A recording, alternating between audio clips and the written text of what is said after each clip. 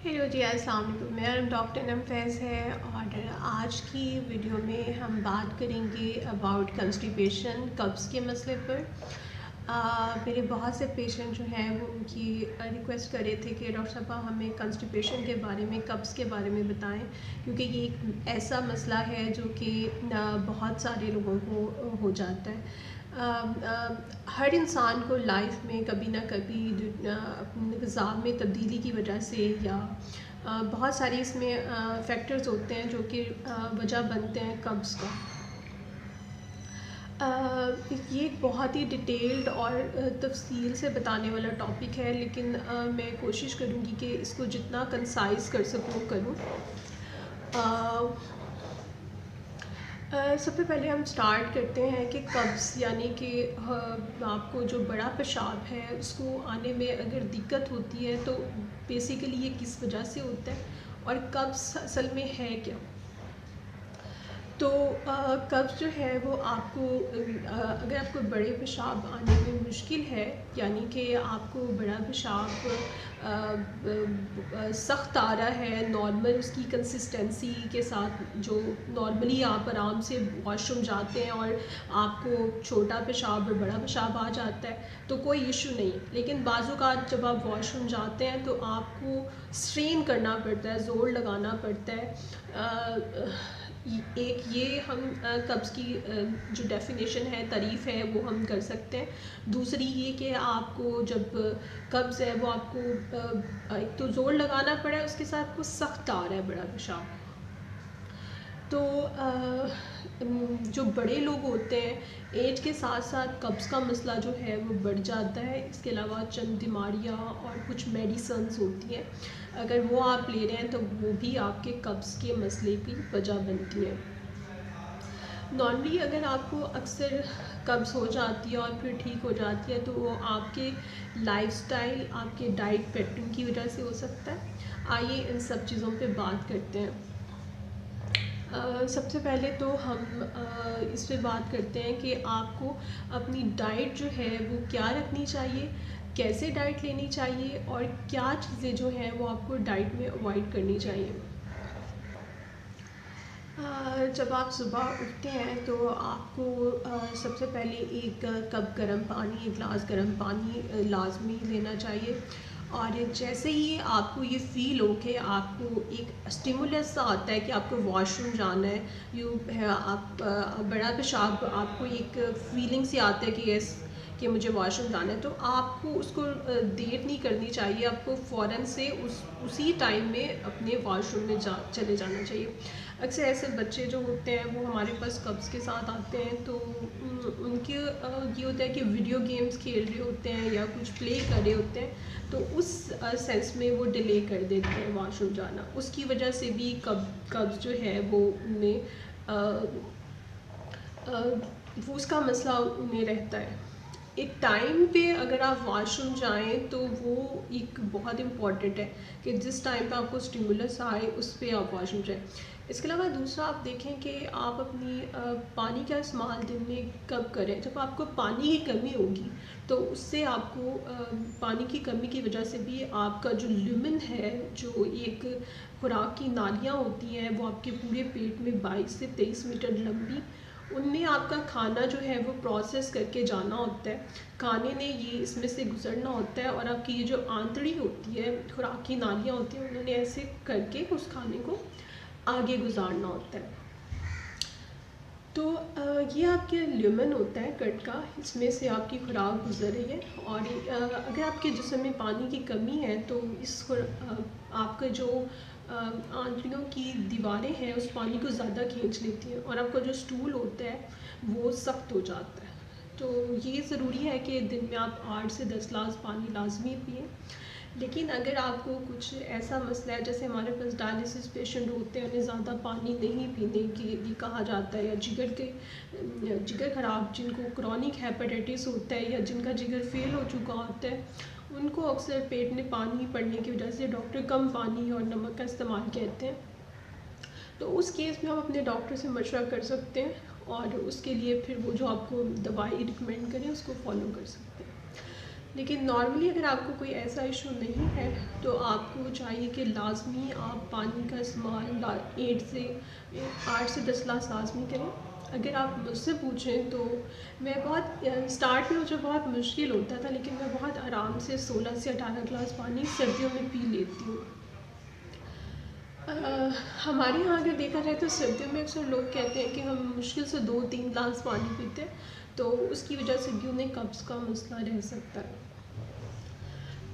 ये ध्यान आप लाजमी करें कि अगर सुबह में आप 1 से 2 कप चाय के पी रहे हैं तो उसको आप इन अपने 8 से 10 गिलास पानी में इंक्लूड नहीं करें, क्योंकि आपको जो पानी लेना है वो या तो फ्रेश फ्रूट से या तो नेचुरल वाटर जो है सादा पानी उसका इस्तेमाल आप करें। और ये 8 से 10 गिलास पानी को चाय के अलावा जो आप पानी पिए उसमें काउंट करें। दूसरा ये कि ज़्यादा चाय पीने से आपको पानी की कमी हो जाती है, डिहाइड्रेशन होती है, क्योंकि वो पेशाब जिस्म से पानी जो कैफ़ीन होती है वो निकालती है। लेकिन आप सुबह जब नाश्ते में उठें अगर आप कोई हॉट ड्रिंक ले लें, 1 कप चाय का लें, सुबह उठने के 45 मिनट के अंदर अंदर आप अपना कोई गर्म पानी लें एक दफ़ा, या 1 कप चाय लें, उसके बाद रिपीट आप एक हॉट सूप या 1 कप गर्म लिक्विड लें। और ये आपके उठने के 45 मिनट के अंदर अंदर होना चाहिए, और इसी में आप जो है अपने वॉशरूम से भी हो आए। अगर आप इस प्रोसेस को डिले करेंगे तो इससे भी आपको कब्ज़ का मसला रह सकता है। सुबह उठने के बाद नाश्ता कब करना चाहिए अगर आपको कब्ज़ है तो? और गर्म पानी या हॉट सूप लेने के बाद या कैफ़ीन 1 कप ऑफ टी लेने के बाद, क्योंकि वो आपके गट को स्टिमुलेट करती है, आपको अपना नाश्ता जो है 1 घंटे के अंदर अंदर लाजमी कर लेना चाहिए। जब आपके खाने नाश्ते में सुबह उठते ही अपना फूड लेंगे, खुराक लेंगे, तो उससे आपकी जो गट होती है उसमें फूड आता है, उसको स्टिमुलस जाता है, वो कंट्रैक्ट करती है उसे। अगर आपके आंतों में कोई बड़ा पेशाब मौजूद है तो वो आपको जो सिग्नल्स आते हैं आप उसे जाके स्ट्रेन कराते हैं। दूसरी बात यह है कि जो लोग बहुत फास्ट फूड खाते हैं, पिज़्ज़ाज़, बर्गर्स, वेस्टर्न डाइट्स खाते हैं, उनको कब्ज़ का मसला बहुत रहता है। ये ज़रूरी है कि आप अपनी डाइट में जो फाइब्रस फ्रूट्स है, फाइबर फूड क्या होता है उसके बारे में अभी मैं बहुत डिटेल से बताऊंगी, जो कि एक बहुत इम्पॉर्टेंट टॉपिक है, उसके लिए एक सेपरेट वीडियो होनी चाहिए, लेकिन फिर भी मैं कोशिश करूँगी कि इसको इसी में कंपाइल करके आपको तफसीलन आगाह करूँ। आपने पानी का इस्तेमाल ज़्यादा करना है, सुबह उठ के अपना नाश्ता टाइम पे करना है, सुबह उठ के 1 कप गर्म पानी पीना है। इसके अलावा आपने अपनी डाइट में फाइबर फूड जैसे ब्रान, आप एक फ्लैक्स सीड होते हैं उनको आप ग्राइंड करके रख लें। ये जो गंदम का ब्रान होता है, जौ जिसे बार्ले कहते हैं, बार्ले पॉरेज या फिर किसी भी फॉर्म में आप जो छिलका होता है चीज़ों का वो लाजमी लें। अच्छा, वाइट फ्लोर जो होता है, जैसे आप बाज़ारी आटा लेते हैं उसकी बजाय आप गंदम का जो है वो पीसी हुई गंदम का आटा इस्तेमाल करें, क्योंकि उसमें जो गंदम का छिलका होता है वो आपके लिए फ़ाइबर के तौर पे काम करता है। फ़ाइबर होता है क्या कि आपकी जो आप खाते हैं फूड आपकी वो गट में जज़ब हो जाता है, लेकिन फाइबर जो है वो आपके स्टूल में वो बल्क ऐड करता है, और आपके जो स्टूल्स हैं यानी कि बड़ा पेशाब जो है उसकी कंसिस्टेंसी को नॉर्मल रखता है, उसको आसानी से आपके लुमेन में से पास होने में हेल्प आउट करता है। तो वाइट आटा जो है, सफ़ेद फ्लोर जो है वो आटा कम कर दें। इसके अलावा ऐसी चीज़ें जैसे मटर है, अनाज है, बीन्स फलियां हैं, लेग्यूम्स, ऐसी दालें हैं, उन सीरियल्स वगैरह उनका इस्तेमाल अपनी खुराक में ज़्यादा कर दें। और इसके अलावा आप जैसे अक्सर पेशेंट जूस पी लेते हैं, डब्बे वाले जूस या आप छना हुआ जूस, उसकी जगह आप कोशिश करें कि आप फल और सब्ज़ियों को ऐसे ही लें, जैसे सलाद की चीज़ें हो गई, गाजर, मूली, इसके अलावा खीरे, आपकी सलाद के पत्ते, उनका इस्तेमाल आप करें। अपने फ्रूट्स जो हैं इसके अलावा जैसे सिट्रस फ्रूट्स होते हैं, माल्टा हो गया, जो आपकी जिनके फ्रूट्स के छिलके होते हैं वो आप छिलकों समेत खाएं, वो आपकी जो लिमन है उसको उसमें ही रह जाते हैं, वो जज़ब नहीं होते, आपको स्टूल्स को इजीली आसानी से पास करने में हेल्प करते हैं, मदद करते हैं। दो तरह के फाइबर फूड्स होते हैं, उस पर आए डिटेल में बात करते हैं। फ़ाइबर जो है वो मैंने आपको ऐसी, आप जो खाना खाते हैं एडिबल पार्ट्स ऑफ आपका जो खुराक का खाने का हिस्सा होता है, वो ऐसा पोर्शन फ़ाइबर कहते हैं जो आपकी गट में ही रह जाए और वो आपको आपके जिस्म में एब्जॉर्ब ना, यानी कि आपके ल्यूमन में ही रह जाए। तो फ़ाइबर दो तरह के होते हैं, सॉल्युबल फ़ाइबर और इनसॉल्युबल फ़ाइबर। जो सॉल्युबल फ़ाइबर्स होते हैं वो आपकी फूड में से न्यूट्रिएंट्स को आपकी वॉल में जज़ब होने के लिए हेल्प करते हैं, उसको स्लो डाउन करते हैं ताकि वो इजीली एब्जॉर्ब हो जाए। इनसॉल्युबल फ़ाइबर्स आपके स्टूल्स में बल्क ऐड करते हैं। List of fruits and vegetables and different ग़िज़ाएँ जो हैं, मुख्तलिफ़ ग़िज़ाएँ इसमें आ जाती हैं जो कि सॉल्युबल और इनसॉल्युबल फ़ाइबर्स में आप कैटेगराइज़ कर सकते हैं। सॉल्युबल फ़ाइबर्स में आपकी ये राइस आ जाते हैं। एक तो आपको वाइट राइस की बजाय कोशिश करें कि ब्राउन राइस का इस्तेमाल करें, वो आपके लिए ज़्यादा बेहतर है। आपकी सॉल्युबल फ़ाइबर्स में बीन्स आ जाती हैं, ओट्स आ जाते हैं। ओट्स यानी कि ये जो जौ होता है, सूखी आपकी बीन्स कोई भी आप यूज़ कर लें। राइस का जो ब्रान होता है वो आ जाता है। इसके अलावा आपके जो सिट्रस फ्रूट्स हैं, संतरे, माल्टे और इस तरह की चीज़ें, सेब इसमें आ जाते हैं, स्ट्रॉबेरीज आ जाती हैं, ठीक है। और मटर जो आप इस्तेमाल करते हैं डेली अपनी सब्ज़ी खाना बनाने में, या आलू जो है, ये सब सॉल्युबल फ़ाइबर्स की मिसालें हैं। इसके अलावा और भी बहुत सी लिस्ट हैं जो कि इधर आप तस्वीर में, पिक्चर में भी देख सकते हैं। इनसॉल्युबल फ़ाइबर में आपका व्हीट ब्रान आ जाता है, यानी कि जो आप जब आटा छानते हैं तो उसका भूसा जो होता है वो आपकी उसमें जो आपके वो इनसॉल्युबल फ़ाइबर्स, हम अक्सर छान के जो आटा गूंद लिया जाता है हमारे घरों में, वो आपको चाहिए कि अगर वो कब्ज़ रहती है तो उसमें जितने मिनरल्स और न्यूट्रिएंट्स और आपको मिल जाते हैं वो आपको उसके आटे की उससे नहीं मिल। इसके अलावा जितनी भी दालें हैं वो इसमें आ जाती हैं आपकी, और जो सब्ज़ियों और फलों के छिलके होते हैं वो भी आपके इनसॉल्युबल फ़ाइबर्स के तौर पे करते हैं, यानी कि आपके स्टूल्स में बल के तौर पे काम करते हैं। ये तो इम्पॉर्टेंट डाइट्स है। इसके अलावा आपको चाहिए कि जो बन या बेकरी की चीज़ें होती हैं, डबल रोटी और मैदे की बनी हुई, वाइट फ्लोर की बनी हुई, उन चीज़ों को आप बिल्कुल अवॉइड कर दें। सुबह आपने सिर्फ अपनी गट को स्टिमुलेट करने के लिए आप एक कप कैफ़ीन ले सकते हैं ताकि आपकी जो स्टिमुलस है वो बढ़े, लेकिन डे में आप पानी का इस्तेमाल ज़्यादा कर दें और फाइबर फ्रूट लें। अक्सर आप जब कोई भी चीज़ मार्केट से लेते हैं, जो बॉक्स पैक होती है उस पर क्वांटिटी लिखी होती है कि इसमें फ़ाइबर की तादाद जो है वो है इतनी है। तो क्वेश्चन ये है कि अक्सर पेशेंट पूछते हैं कि अब आपका नेक्स्ट सवाल होगा कि डॉक्टर साहब कितना फ़ाइबर हमारी बॉडी को डेली चाहिए होता है। बेसिकली जो फ़ीमेल और मेल्स के लिए रिक्वायरमेंट जो है वो डिफरेंट है। फ़ीमेल में जो फ़ाइबर की क्वांटिटी चाहिए होती है वो आपको 21 से 25 ग्राम और फाइबर डेली फीमेल की बॉडी को चाहिए होता है, और मेल में जो है वो फाइबर की क्वांटिटी जो है वो आपको 30 से 38 ग्राम, यानी कि 30 से 40 ग्राम तक आप कह सकते हैं कि डेली फाइबर चाहिए। हर आधे घंटे के बाद आप, या 1 से 2 घंटे के बाद आधा कप जो है फ्रूट्स या सब्जियों का ले सकते हैं। अगर आपको कब्ज़ का मसला बहुत ज़्यादा है, आधा कप जो है वो 1 सर्विंग में आ जाता है।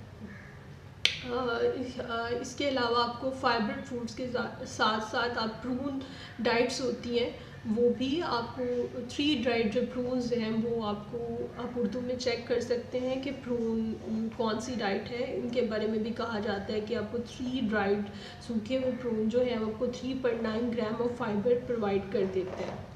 प्रून डाइट असल में करती क्या है कि ये एक नेचुरली लेग्जेटिव के इफ़ेक्ट पे, जो आपको अक्सर डॉक्टर्स मेडिसिन देते हैं जो आपके स्टूल्स को हेल्प आउट करती हैं, उसमें पानी खींच के आपको स्टूल को पास करने में मदद करती हैं। प्रून डाइट जो है वो क्या करती है कि आप नेचुरल कुदरती लेग्जेटिव के तौर पे एक्ट करती है। इसमें सॉल्युबल इनसॉल्युबल फाइबर्स दोनों होते हैं, और इसकी सबसे अच्छी बात यह है कि इसमें एंटीऑक्सीडेंट्स होते हैं जो आपको आपकी हेल्थ को बहुत आपकी हेल्थ के लिए बहुत बेनिफिशियल होते हैं और बहुत सी प्रॉब्लम्स और टॉक्सिक केमिकल से लड़ने में आपको हेल्प आउट करते हैं।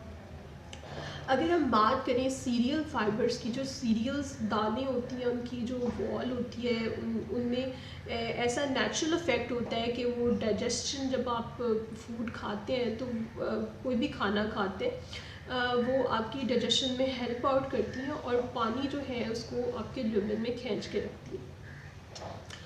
तो इस तरह से जो इस आपका जो गंदम का ब्रान होता है, गंदम का छिलका होता है छना हुआ, वो भी आपकी कंस्टिपेशन, आपके कब्ज़ के मसले में इसी तरह से हेल्प आउट करते हैं, क्योंकि ये भी एक नेचुरल लेक्सेटिव के तौर पे करता है। इसके अलावा जो है अगर आप बात करें अक्सर लेग्यूम, बीन्स, इस तरह की जो आपकी अनाज वगैरह होते हैं, दाने और इस तरह की, इनका एक और इफ़ेक्ट ये होता है कि ये आपकी गट में, और ये इस तरह सब्जियों और फलों का जो छिलका भी होता है वो आपकी गट में जो नेचुरल फ्लोरा है उसको इंक्रीज़ करते हैं। कुदरती हमारे जिस्म में दो तरह के जरासीम होते हैं, एक आपकी सेहत के लिए अच्छे होते हैं जो आपके निज़ाम हज़म और को बेहतर रखते हैं, आपकी पूरी बॉडी के सिस्टम को बेहतर रखते हैं। दूसरे जरासीम हमें बीमारी काज करते हैं, बीमारी की वजह बनते हैं। तो जो अच्छे वाले जरासीम होते हैं वो अच्छी डाइट और इस तरह की चीज़ों को फॉलो करने से आपकी गट में मेंटेन रहते हैं। जब आप अपनी डाइट पैटर्न इस तरह चीज़ों से हटते हैं तो जो आपकी गट में अक्सर या डिफरेंट बीमारी काज करने वाले जरासीम से आप एक्सपोज होते हैं, तो जब आपकी वो जिस्म में बढ़ जाए तो आपको नुकसान देते हैं। ये फ्रूट्स और वेजिटेबल्स जो हैं उनके छिलके और दाने जो है वो आपके जो खुराक की आंतड़ियाँ हैं उनमें अच्छे फ्लोरा, बैक्टीरिया, अच्छे जरासीम को उनकी तादाद को बढ़ाती हैं, जिससे आपकी डाइजेशन बेहतर होती है, आपका निज़ाम हज़म बेहतर रहता है और आपको कब्ज़ के मसले में भी हेल्प आउट करते हैं। अगर ये आपकी हो गई नेचुरल डाइट, इसी तरह अगर हम बात करें कि जो डॉक्टर्स, अब आप अगर आपका मसला आपकी खुराक से नहीं ठीक हो रहा तो आप उसके बाद हम कर लेते हैं वॉक के बारे में बात। हमारे पास जो वार्ड्स में, हॉस्पिटल्स में पेशेंट्स होते हैं उनमें से अक्सरियत जो है वो कब्ज़ के मसले से कब्ज़ का मसला उन्हें रहता है, तो दरपेश होता है उन्हें ये मसला। उस हर दूसरे से तीसरे बेड पे जाएं तो एक ही कंप्लेन होती है, डॉक्टर साहब कब्ज़ है, कब्ज़ के लिए कोई दवाई बताओ। तो सबसे पहला जो मेरा उनको आंसर होता है कि क्या आप वॉक करते हैं, और मोस्टली जो उनमें से पेशेंट्स होते हैं उनका जवाब होता है नहीं डॉक्टर साहब हम बीमार हैं, हम कैसे चल सकते हैं। सो ये जब आप मुझे बहुत इरिटेट करता है, उसकी वजह ये है कि आपको अगर कब्ज़ का मसला है तो चलना आपके लिए बहुत ज़रूरी है। जो आप चलेंगे तो आपकी जो इंटेस्टाइन की मूवमेंट है वो बेहतर रहती है। अगर आप लेटे हुए वॉक नहीं करें तो आपके जो टमी है उसका ये प्रोसेस वो स्लो हो जाएगा। अगर आप चल रहे हैं तो वो तेज़ होगा, खाना आपका इजीली पास आउट होगा, आपको डाइजेशन का मसला नहीं होगा। तो आधे से 1 घंटे वॉक लाजमी करें पानी के इस्तेमाल के साथ साथ, वो आपके लिए बहुत ही मुफीद साबित होगा। आप खुद इसमें अच्छा, कुछ लोग आप प्रोसेस को पूरा फॉलो नहीं करते और 1-2 दिन वॉक करने के बाद तो फिर बिस्तर पे लेट जाते हैं। आपको चाहिए कि आप डेली अपनी रूटीन बना लें वॉक की। अगर आप जो लोग लंबे टाइम तक बैठे रहते हैं उन्हें भी कब्ज़ का मसला अक्सर रहता है, क्योंकि आपकी वॉक और आपकी गट, ये आप इस लाइन को लिख लें बल्कि कि आपका चलना और आपकी पेट की सेहत जो है वो एक दूसरे से बहुत लिंक करते हैं, ठीक है। अच्छा, अब हम बात कर लेते हैं कि जो डॉक्टर्स आपको मेडिसिन देते हैं, आपको डॉक्टर्स कुछ लेक्सेटिव सिरप्स देते हैं, उसमें कुछ ऑस्मोटिक्स होती हैं, कुछ स्टिमुलेंट्स होते हैं, ये डिफरेंट क्लासेस ऑफ मेडिसिन होती हैं। वो आपके डॉक्टर जो हैं बाज़ आपको एक दवाई से शुरू कराते हैं, उसके बाद आप वो दवा अगर आप बेहतर नहीं होते तो बाज़ दो या दो से ज़्यादा मेडिसिन की कम्बिनेशन भी आपको प्रेस्क्राइब करते हैं। वो डिपेंड करता है, आपको कभी भी खुद से मेडिसिन नहीं लेनी चाहिए। लेकिन अगर आपको कब्ज़ का मसला रहता है और आप एक मेडिकल स्टोर से आप लैक्टुलोज सिरप ज़रूर ट्राई कर सकते हैं, लेकिन अपनी डाइट को ज़रूर चेंज करें उसके साथ। मुस्तकिल तौर पे दवाइयों पे रहना is not a good thing. आपको अपनी फ़र्स्ट ऑफ़ ऑल खुराक में तब्दीली करनी चाहिए। अगर आपको कब्ज़ का मसला, कुछ मेडिसिन हैं जो हैं आपको मुस्तकिल लेनी होती हैं, जो आपकी सेहत के लिए और आपके सिस्टम को मेंटेन करने के लिए आपकी हेल्थ के अकॉर्डिंग वो ज़रूरी होती है। लेकिन खुद से किसी भी दवाई का लंबे अर्स तक यूज़ करना भी आपको नुकसान दे सकता है। लोग क्रॉनिकली लेग्जेटिव्स अब्यूज़ करते हैं ऐसी मेडिसिन, उनको भी कब्ज़ का मसला रहता है। अच्छा, अब में कुछ पेशेंट्स आते हैं कि डॉक्टर साहब हम हमारी डाइट भी बिल्कुल ठीक है, हम वॉक भी करते हैं, बट हमें कब्ज़ का मसला है।